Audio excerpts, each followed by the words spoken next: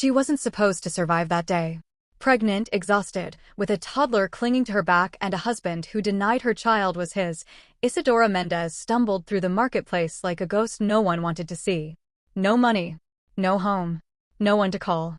Just two heartbeats depending on her and a choice that would change everything. Because what she found beside that dumpster wasn't just money. It was destiny wrapped in danger. Hello, family. Welcome back. Before we begin, I have a small but heartfelt request. Please subscribe. Your support keeps these stories alive, giving voice to women the world tried to erase. In the comments, tell us where you're watching from. Because together, we're not just sharing stories. We're keeping hope breathing. The morning had started like any other nightmare.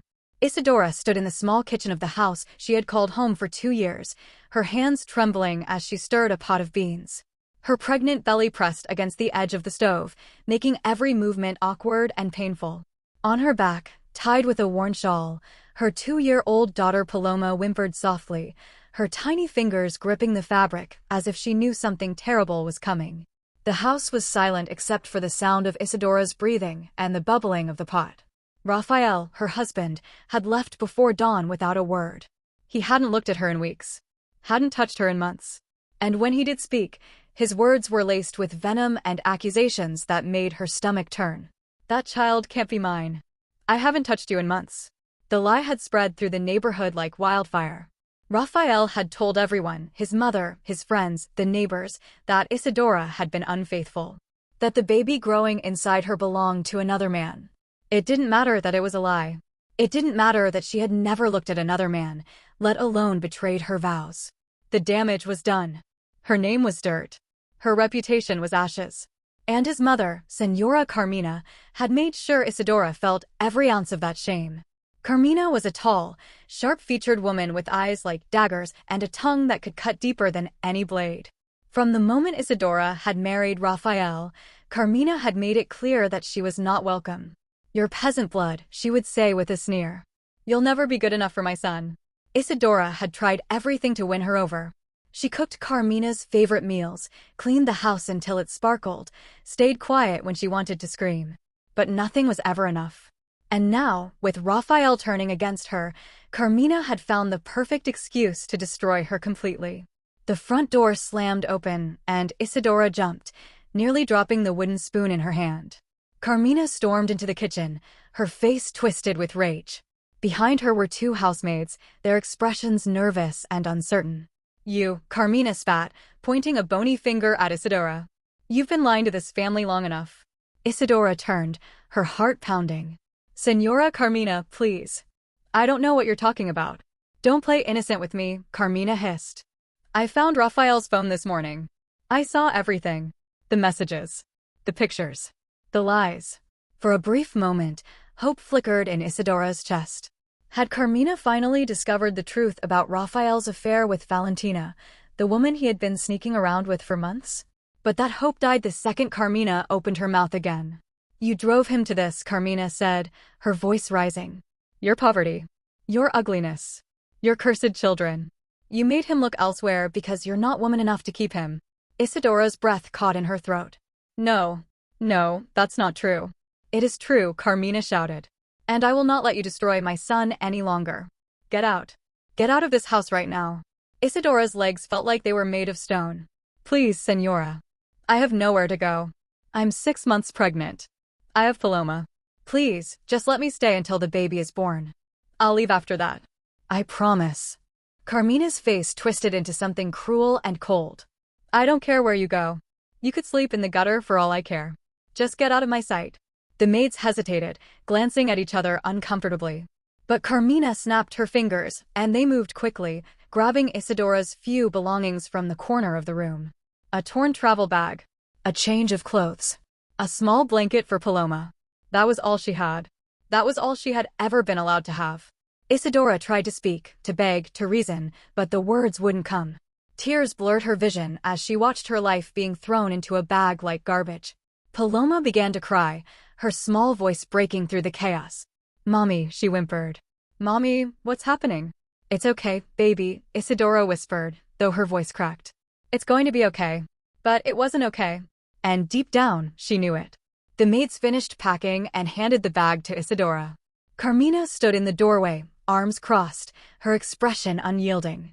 Isadora looked past her, hoping, praying that Raphael would appear. That he would stop this madness. That he would defend her, protect her, remember the vows he had made. But he didn't come. And then she heard it. The sound of a car engine. Her heart leaped. She rushed to the window and saw Raphael's car pulling up to the house. Relief flooded through her. He was here. He would fix this. He had to. She grabbed the bag and stumbled toward the door, Paloma still on her back, her pregnant belly making every step a struggle. She reached the gate just as Raphael stepped out of the car. Their eyes met. For a moment, she thought she saw something flicker in his gaze. Regret, maybe. Guilt. But it was gone as quickly as it had appeared. Raphael, she called out, her voice desperate. Please. Please don't let her do this. I have nowhere to go. Our baby. He looked at her, his face blank, emotionless. Then he turned away. Isadora's breath stopped.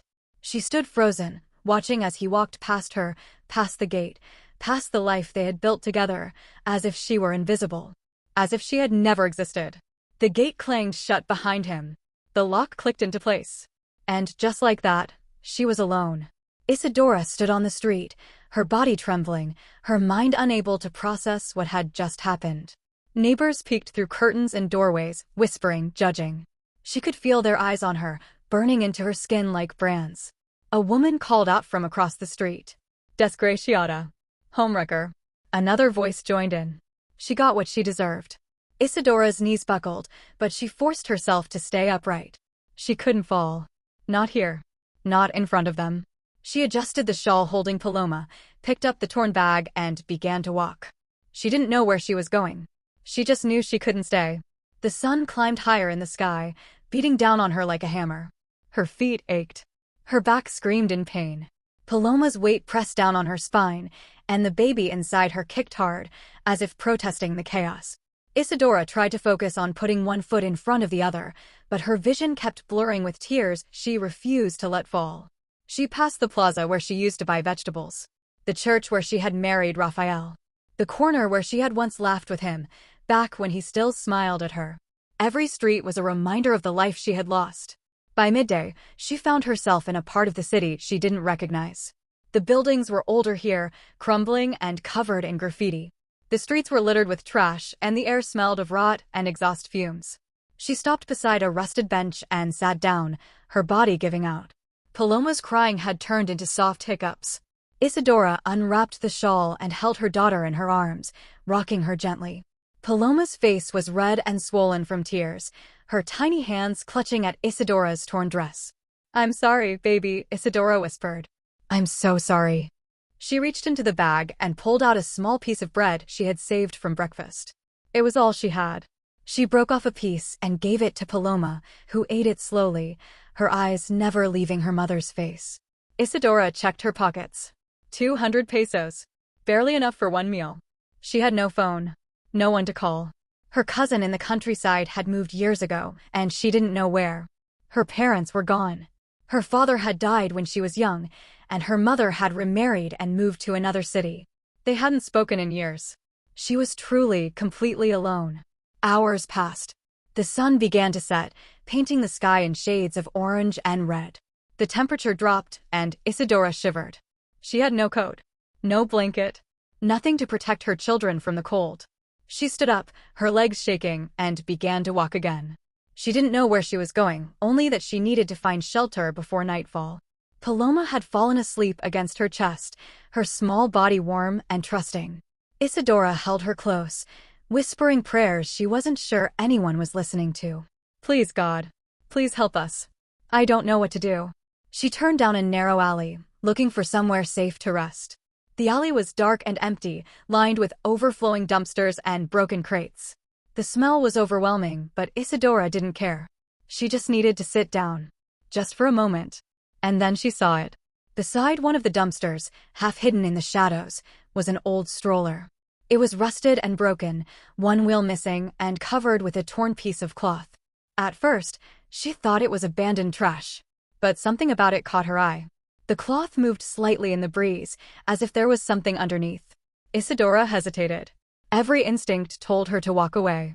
But curiosity, or maybe desperation, pulled her forward. She approached the stroller slowly, her heart pounding in her chest. She reached out and lifted the edge of the cloth. Her breath stopped. Inside the stroller was a large duffel bag, gold brown and worn, with the zipper half open. And inside that bag, stacked neatly in bundles, was more money than Isadora had ever seen in her life. She staggered back, her hand flying to her mouth. She looked around frantically, expecting to see someone watching, waiting to catch her. But the alley was empty. Silent. There were no cameras. No footsteps. No voices. Just her. And the money. Her hands shook as she reached out again, this time pulling the bag open wider. The bundles were wrapped in bank bands, American dollars, each stack thick and crisp. She didn't know how to count this much money, but she knew it was a fortune. Tens of thousands. Maybe hundreds of thousands. Maybe more. This isn't mine, she thought. This is someone's drug money. Cartel money. If I take this, they'll kill me. But then Paloma stirred in her arms, and the baby inside her kicked again, hard enough to make her gasp. She looked down at her daughter's sleeping face, so innocent, so trusting. And she thought about the streets. The cold. The hunger. The men who prowled these alleys at night. If I leave this money here, we die, she thought.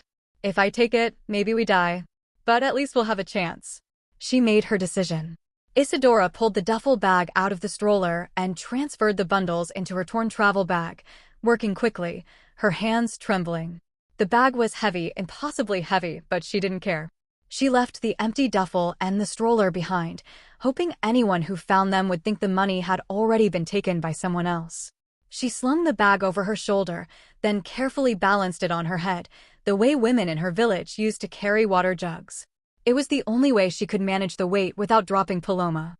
She adjusted the shawl, making sure her daughter was secure, and then she began to walk. Every step felt like a crime. Every shadow felt like an ambush. Every sound made her flinch. But she didn't stop. She couldn't stop. She walked through the dark streets, her body screaming in pain, until she reached the bus station. The terminal was half empty, the fluorescent lights flickering overhead. She approached the ticket counter, her voice barely a whisper. "One ticket to San Cristobal de las Flores, please." The clerk looked her up and down, taking in her torn clothes, her swollen belly, the exhaustion in her eyes. But he didn't ask questions. He just took her money and handed her a ticket. "The bus leaves in 20 minutes, he said flatly. Isadora nodded and found a seat in the corner of the waiting area. She clutched the bag to her chest, her heart pounding so hard she thought it might burst. Paloma woke up and looked at her with wide, confused eyes. "Where are we going, Mommy?" "Somewhere safe, baby," Isadora whispered. "Somewhere far away." When the bus finally arrived, Isadora climbed aboard, choosing a seat in the very back. She placed the bag on her lap and wrapped her arms around it, never letting go. As the bus pulled out of the station and into the night, she looked out the window at the city lights fading in the distance. She thought about Raphael, about Carmina, about the life she had lost and the uncertain future ahead. And then she thought about the money.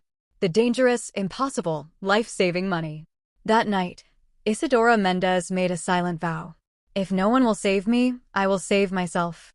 What she didn't know is that the money came with a name. Raphael's name. And a debt she never owed but would soon have to pay. The bus rattled through the night, its headlights cutting through the darkness like knives. Isadora sat in the back, her body pressed against the window, the heavy bag clutched tightly on her lap. Paloma slept against her chest, her tiny breaths warm and steady. Outside, the city gave way to empty highways, then to mountains that rose like giants against the starless sky. Isadora couldn't sleep. Every time the bus slowed down, her heart raced. Every time someone walked down the aisle, she tensed, expecting them to point at her, to shout, to call the police. But no one looked at her. No one cared. She was just another tired woman with a child, invisible in her poverty. She thought about the money beneath her hands. $10 million. Maybe more. She didn't know exactly how much was in the bag because she was too afraid to count it all. But she knew it was enough to change everything. Enough to save her children. Enough to give them a life she had never been able to dream of. But it was also enough to get her killed. She stared out the window, watching the mountains pass in silence. Her mind raced with questions she couldn't answer. Whose money was this? Why had it been left in that alley? Was someone looking for it right now? And if they found her, what would they do? The bus made several stops along the way. Small towns with flickering streetlights and sleepy gas stations. Each time, Isadora held her breath, watching as passengers got on and off. She scanned their faces, looking for anyone who seemed too interested, too observant. But everyone seemed lost in their own worlds, too tired or too drunk to notice her. By the time dawn broke, the bus had climbed high into the mountains. The air grew cooler, thinner. Isadora wrapped the shawl tighter around Paloma and rubbed her arms to stay warm. Her back ached from sitting for so long, and the baby inside her kicked restlessly, as if protesting the long journey. 9 hours after leaving the city, the bus finally pulled into San Cristobal de las Flores. It was a small village, the kind that time had forgotten. The streets were narrow and cobblestoned, lined with whitewashed buildings with red tile roofs. There were no traffic lights, no shopping malls, no signs of modern life. Just a central plaza with a crumbling fountain, a small church with peeling paint, and a handful of shops that looked like they had been there for 100 years. Isadora stepped off the bus, her legs shaking from exhaustion. The morning air was crisp and clean, so different from the smog and chaos of the city. For a moment, she just stood there, breathing it in, letting the silence settle over her like a blanket. Paloma woke up and looked around with wide, curious eyes. "Where are we, Mommy?" "Somewhere safe," Isadora whispered. "I hope." She adjusted the bag on her head and started walking through the plaza. A few villagers glanced at her as she passed, but no one said anything. She must have looked like just another migrant, another woman running from something, trying to start over. She walked until she found a small bakery with a faded sign that read Panaderia San Jose. Through the window, she could see an older woman kneading dough, her hands moving with practiced ease. Isadora hesitated, then pushed open the door. The smell of fresh bread hit her like a wave, warm and comforting. Her stomach growled loudly, reminding her that she hadn't eaten in over a day. The older woman looked up, her face lined with age but kind. "Good morning," the woman said. "Can I help you?" Isadora swallowed hard, trying to steady her voice. "I'm looking for a place to stay. Just a room. Something small. I can pay." The woman studied her for a moment, taking in the torn clothes, the swollen belly, the exhausted child on her back. Then she wiped her hands on her apron and nodded toward the back of the shop. "I have a room upstairs. It's not much. Just a bed and a small stove. But it's clean." "How much?" Isadora asked. 3,000 pesos a month. Isadora's heart sank. She had taken some of the smaller bills from the bag, but she didn't want to draw attention by paying too much at once. "I can pay 3 months in advance," she said carefully. "If that's okay." The woman raised an eyebrow, surprised. "That's fine. What's your name?" Isadora hesitated. Luz Maria Salazar. It was the first name that came to her mind, a combination of her grandmother's name and her mother's maiden name. It felt safer than the truth. The woman nodded. "I'm Dona Marta. Welcome to San Cristobal." Isadora followed Dona Marta up a narrow staircase to a small room on the second floor. It was simple, just as Marta had said. A single bed with a thin mattress, a wooden table, a hot plate, and a tiny window that looked out over the plaza. But to Isadora, it felt like a palace.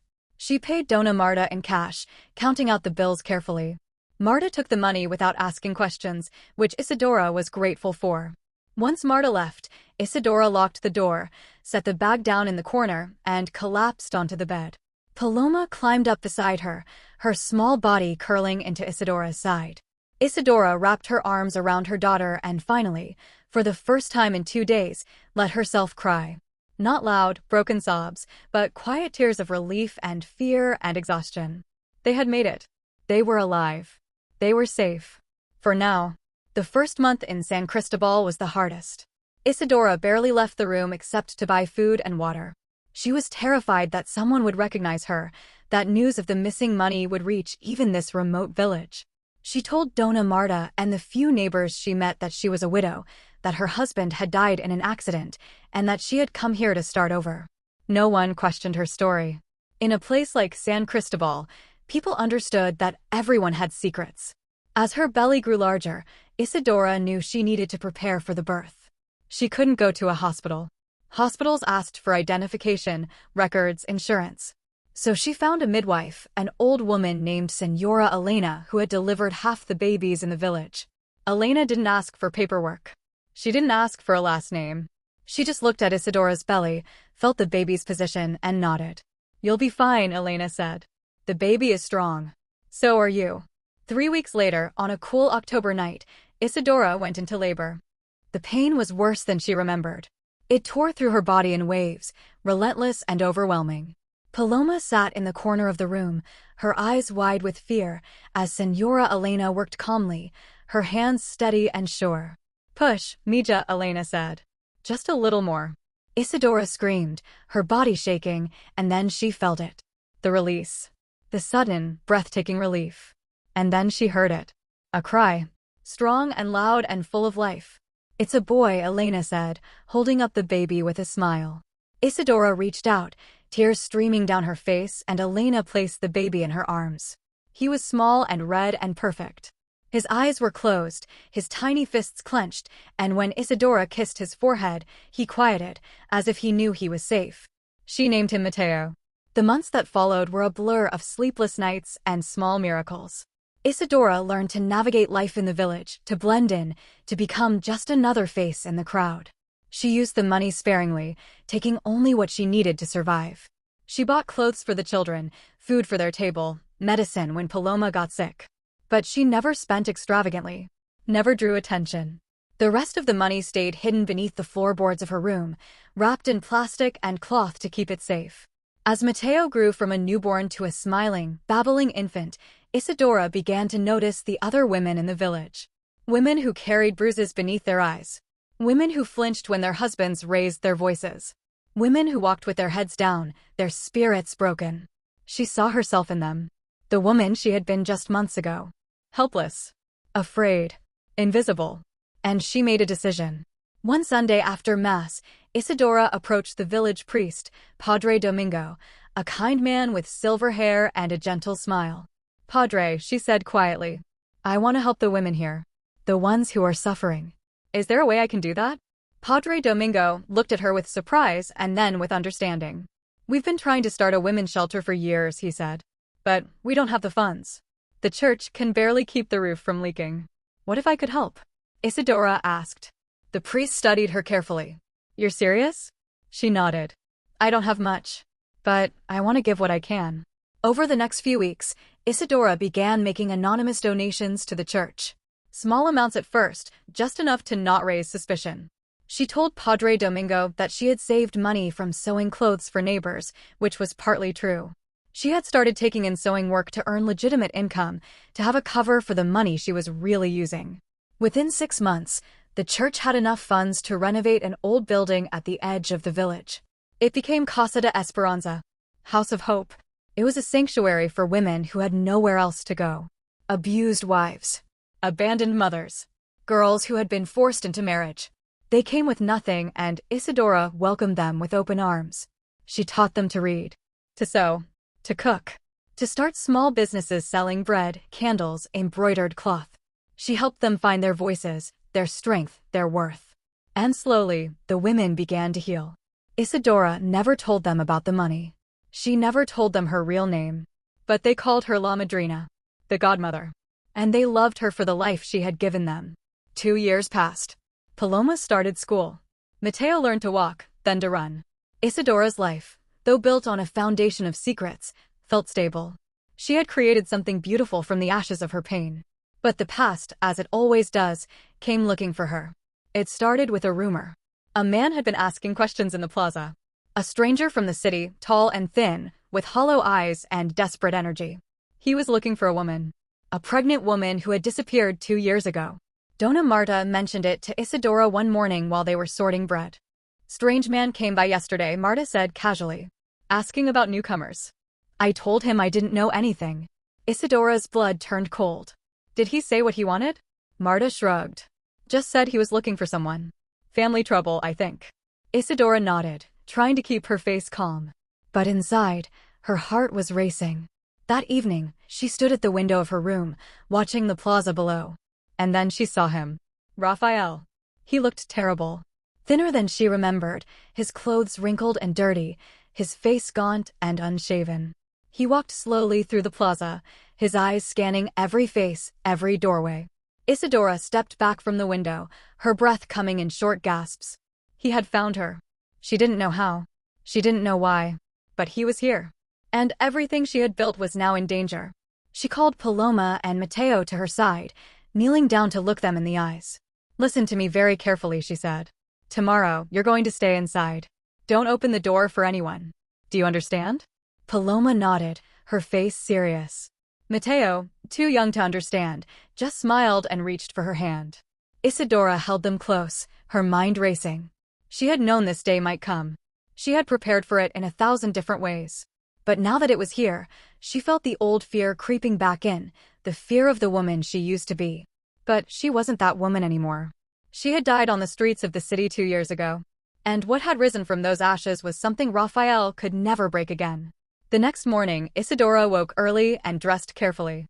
She wore a simple blue dress, clean and modest, and tied her hair back in a neat bun. She looked at herself in the small mirror above the sink and barely recognized the woman staring back. She was stronger now, calmer. There was a steel in her eyes that hadn't been there before. She kissed her sleeping children and locked the door behind her. Then she walked down to the plaza and waited. Raphael appeared just after 9. He looked even worse in the daylight, his skin pale and clammy, his movements jerky and frantic. He saw her standing by the fountain and froze. For a long moment, they just stared at each other.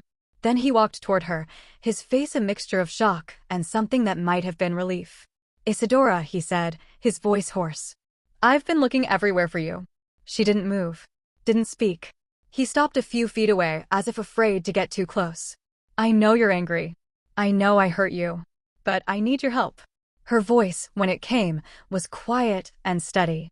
"What do you want, Raphael?" He glanced around nervously, then lowered his voice. "I know you found something. Money. A lot of it." Her heart pounded, but her face stayed calm. "I don't know what you're talking about.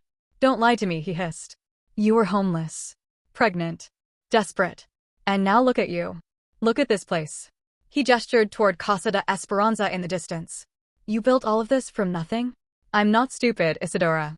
She crossed her arms. "You still haven't told me what you want." Raphael's mask of desperation cracked, and she saw the anger beneath. "That money is mine. It belongs to me and my partner. If I don't return it, they'll kill me." "Your partner," she repeated. "You mean the criminals you were working with?" He flinched. "It's not like that." "Then what is it like, Raphael?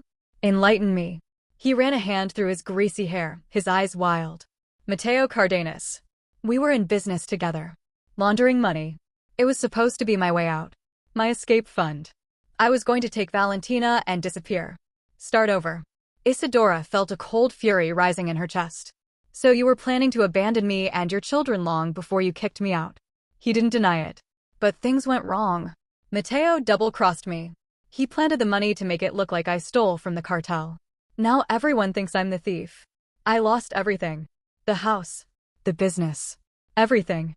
"And your mother?" Isadora asked. Raphael's face darkened. "She's sick. Dying, probably." "I don't care." Isadora shook her head slowly. "You really are a monster, aren't you?" He took a step closer, his voice rising. "I need that money, Isadora. I need it to disappear before they find me. Please. For the sake of what we used to have." She looked at him, this man she had once loved, and felt nothing but pity. "We never had anything, Raphael. You made sure of that. So you're just going to let me die?" She met his eyes, unflinching. "I'm not letting you do anything. You made your choices. Now live with them." His face twisted with rage. "You think you're better than me now? You think because you stole my money and built this little empire that you're some kind of saint?" "I didn't steal anything," she said quietly. "I found abandoned money on the street. I used it to survive. To build a life for my children. That's not theft. That's survival." Raphael lunged forward, grabbing her arm.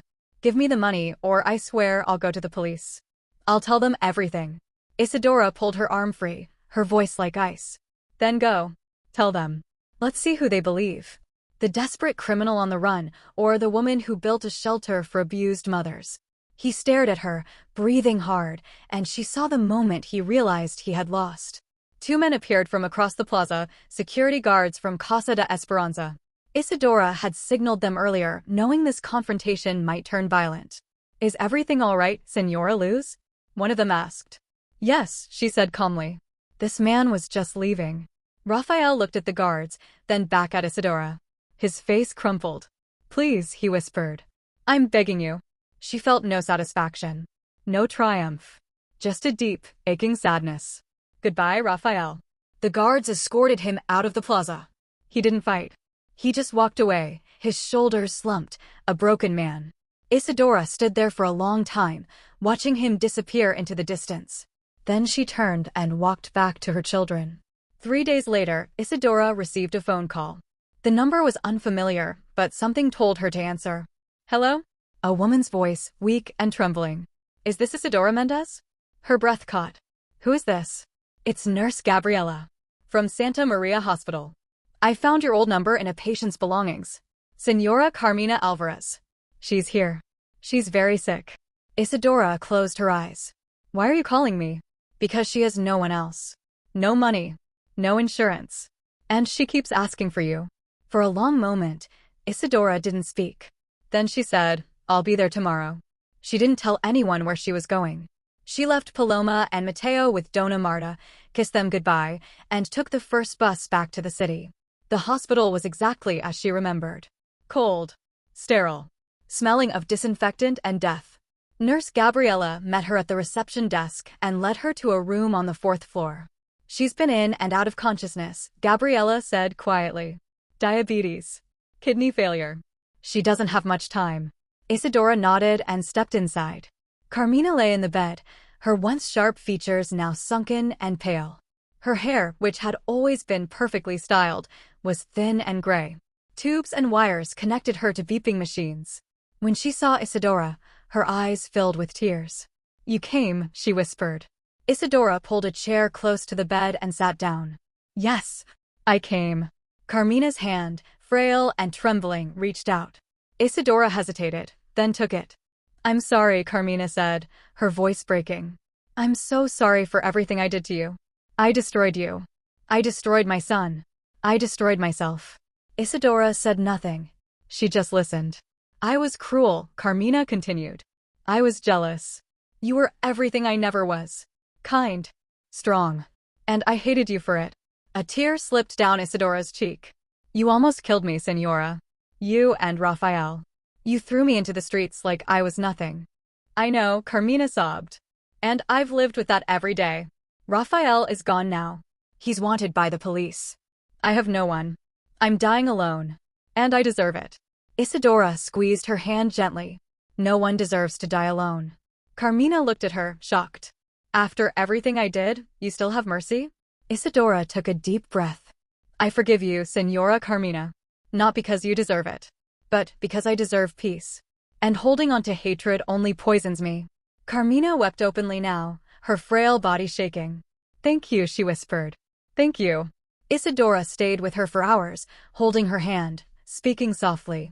When Carmina finally fell asleep, Isadora went to the nurse's station. I'd like to pay her medical bills, she said. Nurse Gabriela looked stunned. All of them? Yes. And arrange for her transfer to a hospice care facility. Somewhere comfortable.